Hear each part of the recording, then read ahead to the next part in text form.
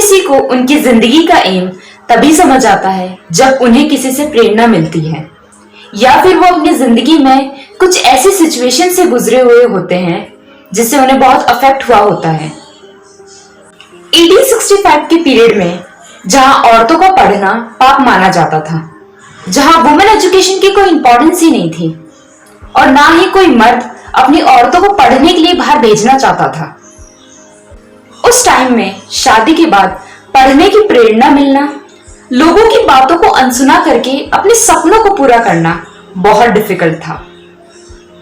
But Anandibai Joshi ने ये impossible लगने वाली चीज को पॉसिबल किया और हमारे देश की पहली फीमेल डॉक्टर बनी। 31 मार्च 1865 को आनंदी गोपाल जोशी का जन्म एक महाराष्ट्रियन ब्राह्मण परिवार में हुआ।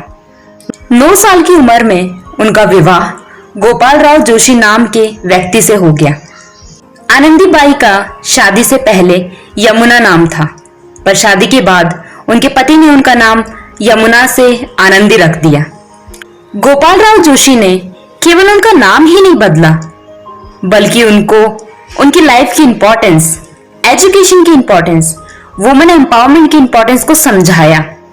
उन्होंने शादी से पहले एक शर्त रखी थी कि अगर वो शादी के बाद पढ़ेंगी तभी वो उनसे विवाह करेंगे, और आनंदीबाई ने उनकी बात को मान लिया और उनके साथ पढ़ना शुरू कर दिया। 14 साल की उम्र में वो मां बनी। उन्होंने एक बेटे को जन्म दिया, पर जन्म के कुछ दिनों बाद ही उनके बच्चे की डेथ हो गई। जिस एज में आनंदी खुद एक बच्ची थी, उस एज में एक बच्चे को जन्म देना और उसके चले जाने के दुख से उभरना बहुत बड़ी बात है।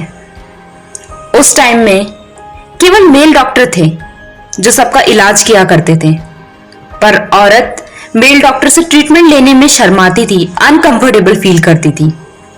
आनंदीबाई के साथ भी यही हुआ। उन्होंने अपने बेटे को जन्म दिया।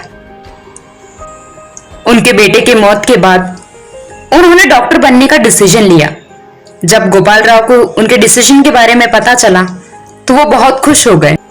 उन्हें ये जान के बेहद खुशी हुई कि इतना सब होने के बाद भी आनंदी पढ़ना चाहती है और अपनी लाइफ में कुछ बनना चाहती है।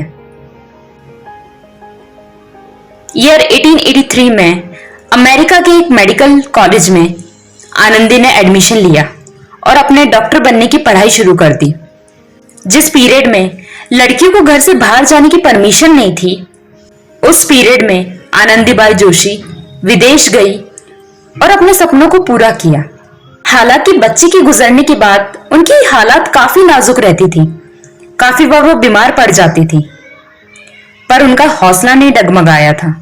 उन्हें पता था कि उन्हें अपनी जिंदगी में कुछ ऐसा करके दिखाना है जिससे दूसरी औरतों को प्रेरणा मिले और वो भी अपनी जिंदगी की इंपॉर्टेंस को समझे, एजुकेशन को समझे और अपनी लाइफ में कुछ करें। ईयर 1886 में वो डॉक्टर की डिग्री लेके अपने देश भारत लौटी। काफी लोगों ने उनकी निंदा करी, पर उनका केवल एक ही उद्देश्य था कि पहले उन्हें कुछ करना है, कुछ करके दिखाना है और बाकी औरतों को भी कुछ करने के लिए प्रेरित करना है। उन्होंने वुमेन एजुकेशन को, ड्रीम्स को समझा और बाकियों को भी यही सलाह दी कि वो अपनी जिंदगी को समझें और आगे बढ़ें और लाइफ में कुछ करें। आनंदीबाई जोशी अपनी लाइफ में काफी कुछ करना चाहती थी, पर उनकी लाइफ उनके हाथ में नहीं थी। ईयर 1887 में जब वो केवल 22 साल की थी, तब उनकी हालत और भी नाजुक हो गई। वो बहुत ज्यादा बीमार पड़ गई और बीमार होने के कारण उनकी मौत हो गई। उनकी जिंदगी का सफर जरूर छोटा था, पर उस छोटे से सफर में उन्होंने वो करके दिखाया जो उस टाइम की वुमेन सोच भी नहीं सकती थी। थैंक्स टू गोपाल राव जोशी, जिन्होंने उस टाइम में वुमेन एजुकेशन को समझा और अपनी वाइफ को पढ़ने की प्रेरणा दी। उनके साथ और विश्वास ने आनंदी को उनके सपनों की उड़ान भरने की हिम्मत दी। आनंदीबाई और गोपाल राव की पर्सनल लाइफ काफी प्रॉब्लम से भरी रही।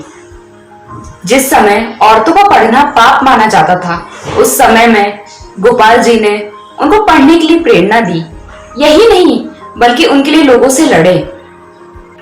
पर गोपाल राव को विश्वास था कि आनंदी वो कर सकती है जो कोई और नहीं कर सकता। वो एक प्रेरणा बन सकती है दूसरी औरतों के लिए, और एट द एंड वही हुआ।